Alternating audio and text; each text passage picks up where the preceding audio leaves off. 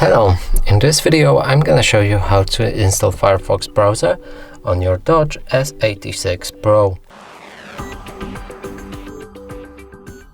So in order to do that, we'll need to open our Google Play Store.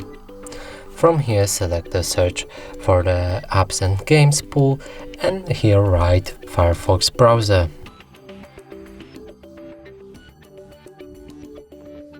Click on the result and here on this app. Now install it.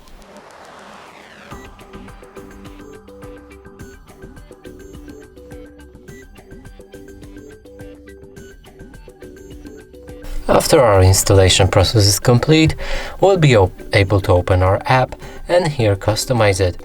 First thing, choose your theme, and you can change from light to dark to set it automatic. I'm gonna stick with automatic. You can change the toolbar placement on your screen from top to bottom. Always on privacy settings from standard to strict.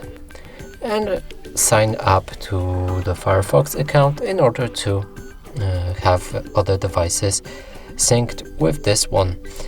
Now read the privacy notice, and after all that, click start browsing, and the browser is ready. And that's it for this video. Hope you like it. Please consider subscribing to our channel, leave a like and a comment below.